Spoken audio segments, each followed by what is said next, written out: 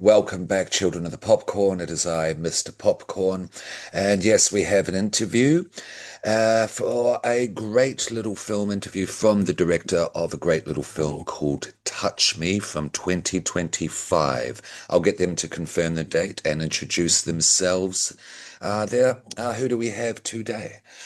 Hello, I'm Addison Heimann. I am the writer director of Touch Me. Yes, did the film festival circuit in 2025 and is coming out soon Mhm. in Australia and the UK. I believe it's May 4th, so very soon for y'all. Yes, Very excited to be here. it's going to be available on Prime Video down here, so be sure. Even sign up for the week or whatever it is, so you can definitely watch this film. Because I was very impressed with it there, sir. Thank The you. visual stuck out to me in the first place when who was it? It was either Spooky Astronauts or Cody Lynch, one of the bigger YouTube horror people out there. And then Peter walked in, shout out again for the opportunity, sent me the email, and it all happened within 5 minutes. I was very excited. So thank you for coming on board today. No problem. And yeah, now touch me. I don't want to spoil anything as well because this will come Yeah, out very close to the release date yeah, as yeah, well. yeah, But yeah. No problem. what we have here is a sci-fi comedy horror, if I may, Yeah, yeah, throw those genre tags onto it. I think those are the genres. Yeah. Yeah, absolutely. But what I was very impressed with this, if you could touch on your approach to Yeah. the trauma is the Mm, fuel that drives the characters of this film, the choices yeah. that they make. Yeah. Hmm. But this is not a film that is fueled, that runs on grief. And Mm, since about A24 came along in the 2010s with hmm. Hereditary, Midsummer, etc., grief became, became also that ticket towards success as well for a lot of horror films. If you add that Mm, element mm, in there, add it hmm. very, and make it heavy as well, Mm, make the grief heavy. That's what sold for a yeah, while. You yeah. could have gone this way. You could have gone that Mm, way with this film, considering what the characters in their past have been through that leads them to the decisions when they meet Brian that they make. yeah, But it's not grief filled. It's also a fun time as well. yeah. Was that intentional? Oh, yeah. I Going mean, yeah, absolutely. I think the best way to describe kind of like the tone of it, or just like how I like kind of captured it all, is just because like it's entirely, this movie is like an entire exploration of like what it's like to live with obsessive compulsive disorder, and kind of through the lens of that. So for me, it was like very important that we like get like the humor of it because OCD is absurd. It's just an absurd mental illness to live with.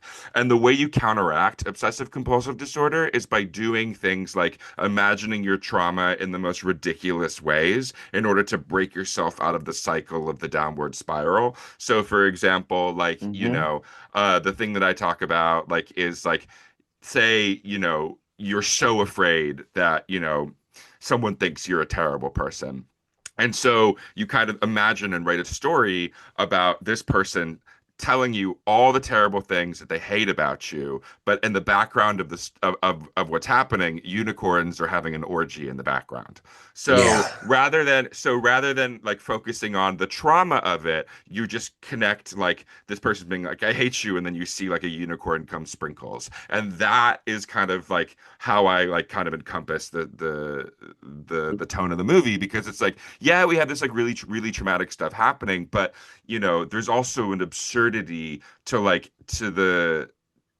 to the illness itself and also trauma itself. And I think people who have gone through it know that it's just not a woe is me wallowing situation. There are moments of hysteria Mhm. and like immense laughter and then like making incredibly dark jokes because it's all we can do to like prevent ourselves from crying. So when I was making this movie, like that's the kind of like approach because it's how I've dealt with the stuff that I've gone through, how I've dealt Yeah, with okay. people, like other people have gone through, and that kind of created the like wacky, wild tone of the film. Interesting, interesting. And you do say OCD there, like it Yeah, does reek of addiction as well, what yes, people go through under addiction. yeah, Um, because our two characters do meet Brian as well. Yes.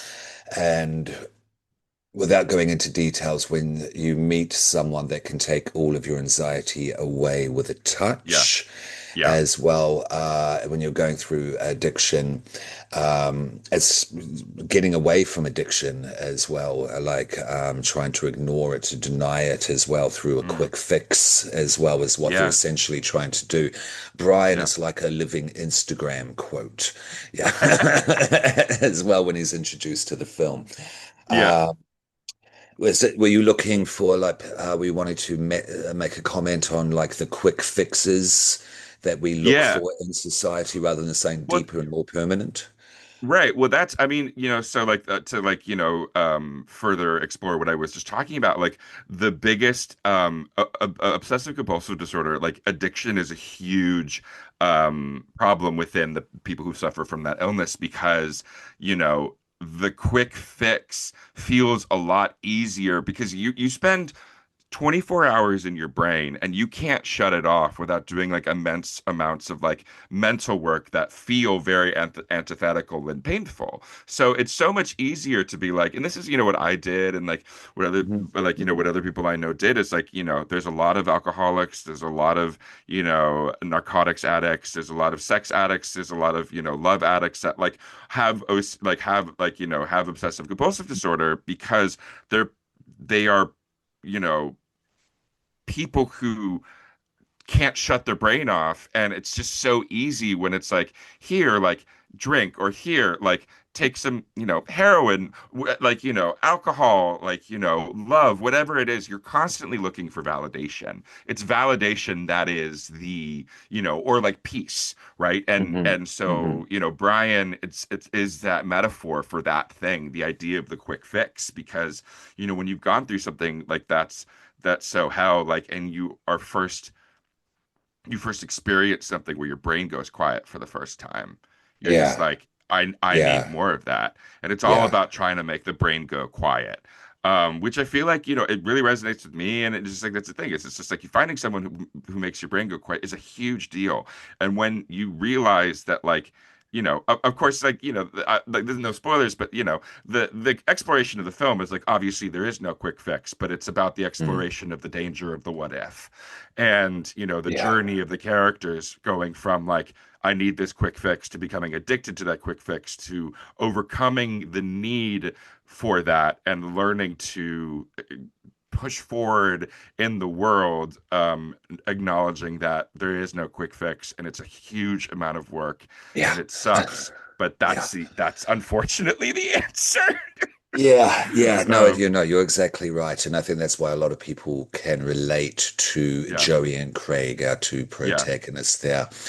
But then, like, Brian is a piece of work, though. And like his own work, I'm assuming, and like yours, and like the costuming, whoever Yeah. decided to come up with that dance routine. Um, Yeah. but I'm looking at IMDb here with Yeah. Lou Taylor Pucci, is it? Yes. Uh-huh. Yeah. Yeah, the transformation into Brian is quite exceptional because Yeah. just have a look at Lou Taylor Pucci before you watch I the know. film and then watch the film. Yeah. Yeah. Unrecognizable. No, it's true. And I love Lou because he is a person who loves to be a chameleon. And so like when he read the script, we met and we talked for like 3 hours and he asked me all these sci-fi questions and all world building questions. And then he's like, I don't know if I can do this. Like, let me think about it. And I was like, okay. And then the next day he called me back and he was like, all right, I'll do it. But I have three requests. One, I need a trainer. Two, I want to dye my hair black. And three, I need hip hop lessons. And I was like, great. He basically was like, Fantastic.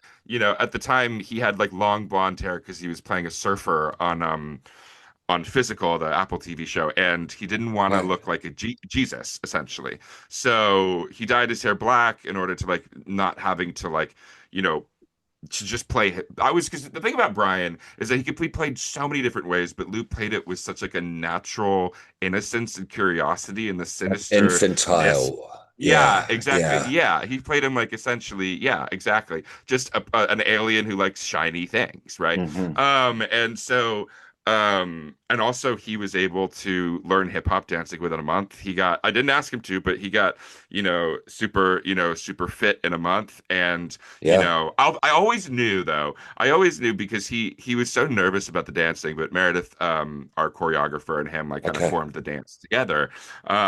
And we had a song made by LP from Run the Jewels, just a beat, which was really great.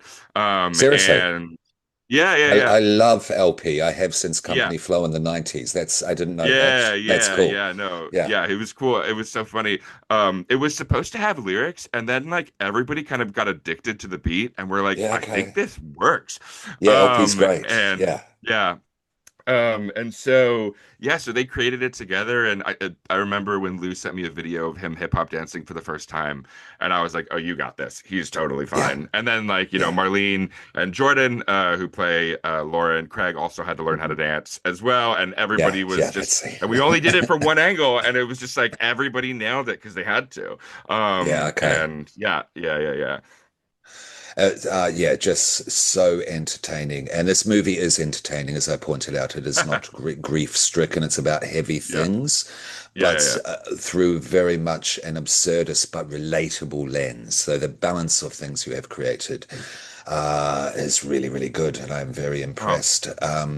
Any like major influences you want to point out to the look of the piece and Oh, that sort of thing? absolute. Yeah, yeah, Yeah. yeah, absolutely. So the entirety, the movie kind of was born from like two things. There was this movie called The Untamed, which is a Spanish language film about a tentacle monster who fucks people in a shack and makes them feel euphoric. Okay. But it's like kind of a benevolent being that never translates out of the tentacle form. But I watched it and I was like, I want this. And then I've been learning Japanese for about 6 years. Okay. And during the pandemic, I, did like a deep dive into the history of Japanese cinema, like starting with like, kind of the staples of Ringu and Ju-on, and then going into a more J horror and then some of the dramas. But then I discovered this kind of 2 decade film period where a bunch of Japanese exploitation films were made called Pinkuega or pink Yeah. films, Yeah. which Yeah. are like, Yeah. Yeah. very, yeah. So like that is basically everything Tarantino homaged in Kill Bill is of that era. So stuff like Hausu and Lady Snowblood and Blind Woman's Yeah. Curse, Okay. Yeah. Yeah. Okay. then you can go back into like some black and white films like Onibaba and Kuroneko, and then Jigoku, Ballad of Narayama, Female Prisoner, Wolf and Cub, Tokyo Drifter, like all of these kind of that I loved this. I loved the look of these films because there was something so incredibly, for lack of a better word, theatrical about them. It was like these are films that tell stories that don't pretend that they're not stories. They are Mm. on sets, and they transition in a way that are creative, that you wouldn't necessarily see in like a film about realism, so like it has a lot of metaphor and representation and bright neon colors and Yeah. Yeah. beautiful Yeah. set Yeah. transitions. And when I was making a movie that was like essentially going to be like a Thing-esque practical effects monster movie, Hmm. with all this Hmm. stuff peppered on top of it, and I knew I wanted to use like 100% practical effects.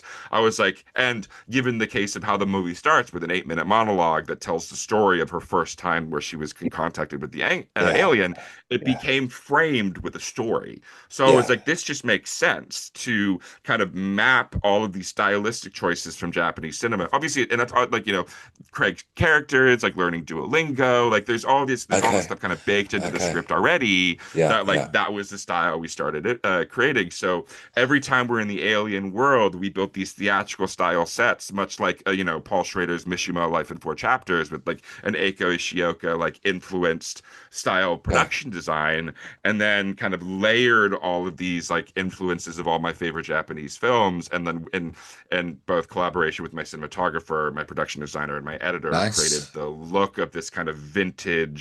vintage throwback homage, uh, like abutted with this like incredibly modern sense of like trauma and dialogue and Yeah. character. Okay. You've done your work. You know your stuff. Absolutely. Um, And since we have gone there with the tentacles and such, Yes. you've talked about the more traditional influences.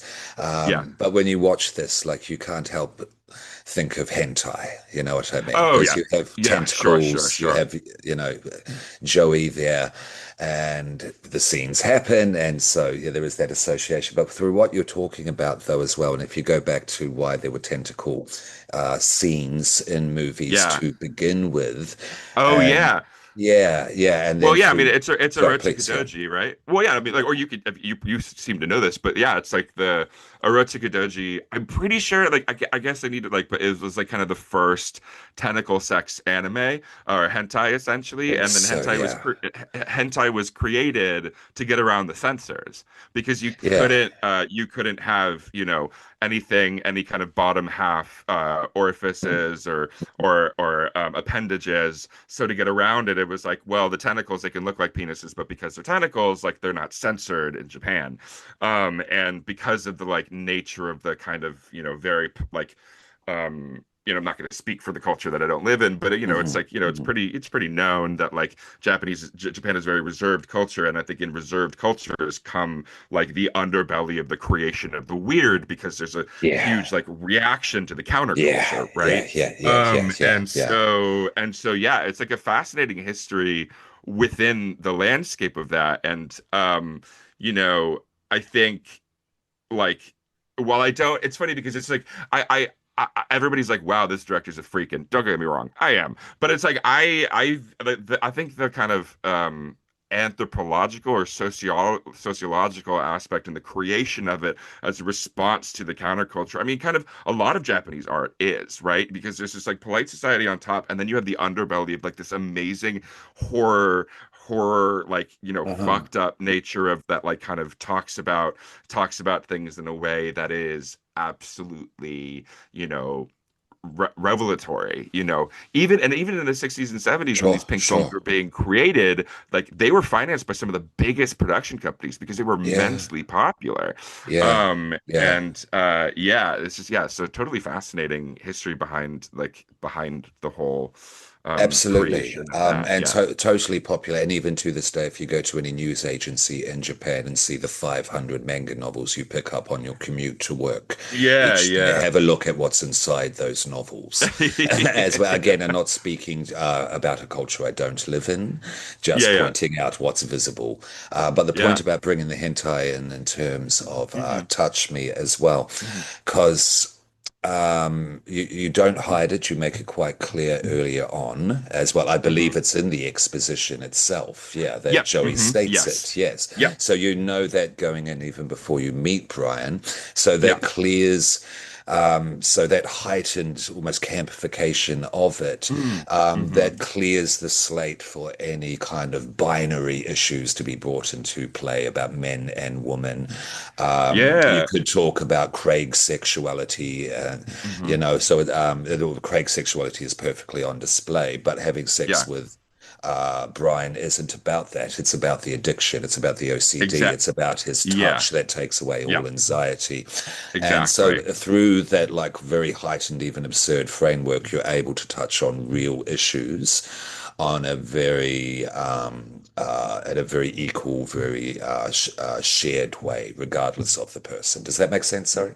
Yeah, totally. I mean, that's essentially what the film is, right? Is it's like I always call it like a bisexual alien sex horror comedy. And it's like, so it is like it is a lot of like, you know, because it's like, what does it mean in terms of your sexuality to fuck an alien? Sure, like he has a male presenting form when But he's human, but yeah, as an alien, it's an alien. And it's yeah, like, yeah. sure, and I don't even think it's the same with like Brian. It's just like, whether he's bisexual or pansexual, or just is he just really into shiny things, which would argue Mm, that he is pansexual, but that's like it's that feeling, right? It's like I yeah. think, everything is like literally brought down to that feeling. I think of like movies Yes. like, Henenlotter's Brain Damage or Possession, or, Yeah. films with tentacle sex or alien sex places where it's like they're queer coded kind of regardless because of the nature of like fucking an entity. And it is like just a nat it's almost like it's both like really integral to the script, but also kind of independent of gender and sexuality Yeah, when you yeah, bring in the yeah, idea of fucking an entity. yeah. And I find that many movies that explore kind of fucking the monster tend to do that because there is something. What brings someone down the rabbit hole to end up having sex with something that is not innately human is inherently weirdly universal. Universal, Um, yes, it is. That's the thing. You touch on yeah, universalities somehow within all of this. yeah, Yeah, yeah. yeah, yeah. Um, yeah, no, I think we'll leave it there in terms of discussion of the film. So go out Sure. and watch it if that hasn't enticed you enough there, children. I don't know what would. But we just like to ask just a few basic things like what was your first, not just first horror movie, but what was the first horror movie that scared you and went, oh, I want to do that. I want to scare people in Oh, that way because I loved being scared myself so much. Yeah. yeah. I think the one that scared me first and the most was is with the irony is it's a comedy, but at the time when I was watching it when I was like 9, it wasn't, was Scream 2. Because I had not Okay. seen Scream for some reason. I watched Scream 2 and I remember very specifically there's a scene at the college where Ghostface is on the phone and they're all trying to find out who he is. And then uh oh God, I forget his character's name. But it's like the guy who knows everything about the horror movies and the tropes, and he's on the Yeah. phone and he's like, Yeah. "Listen, you motherfucker," and then he gets pulled into the van and gets murdered. And Yeah. that to this day is ingrained into my mind. I just remember like them going under the van and seeing the blood like like pool under the van, and then they open the door and there's that shot of him dead, completely mutilated, and it Yeah. Yeah. terrified Yeah. me as Yeah. a Yeah. child. Yeah. And that to me was like, and then obviously I'm a huge fan of all the Screams, even Scream 3 I fucking love. And I think, Okay. I've such that, and so I think that to me was like kind of my first like inspiration slash scare, as it were. I like that. Thank you for the love for Scream 3. It does not get enough. I'm a big Parker fan. Pose, Parker Parker Posey, man. Posey, yeah. She's so She good. kills it in Oh that my film. She God. kills it. She Yeah. understands the assignment She exactly, I would really argue. understands the assignment. Um, Absolutely. what did you think of Scream 7 then, in a So nutshell? I Yeah, haven't okay, seen Scream 7 yet. okay. I have missed it. So I will but I love like, 1, 2, 3, 4, 5 and 6 have a place for it. It's all interesting. Like I Oh, think it's the meta integral. commentary. It's Yeah, yeah. integral to horror and the meta Yeah. commentary, like with Yeah. Wes Craven starting off in Friday 7, yeah, a new Yeah. nightmare, yeah, testing it out, testing the ground, and and Yeah. then what he did to Drew Barrymore at that time when she was the golden girl of Hollywood. It's brilliant. It is fascinating. Yeah, It is fascinating. Like, it kind of like ruined it for other things because it's now like you'll never be able to top like Drew Barrymore, one of the most famous people getting no, murdered in the first scene and them yeah, completely hiding the marketing. yes, yes, Yeah. absolutely. Rest in peace, Wes Craven, definitely. Yes. Um, do you have a perfect film? Doesn't need to be horror. Is there a film that you would put out there? Like, I know perfect's a big word, but if you were to use such a term, would you apply it You, to a film if at all? you know what? Yes, I do. The perfect film is the animated DreamWorks How to Train Your Dragon. I like that. Yes. No, no. Yeah, I like that. I think specifically because the script is so incredibly tight. Everything comes back. He goes through the fire. He comes out scathed, but in a way, because of that, he ends up Hmm. better and able to connect with Toothless.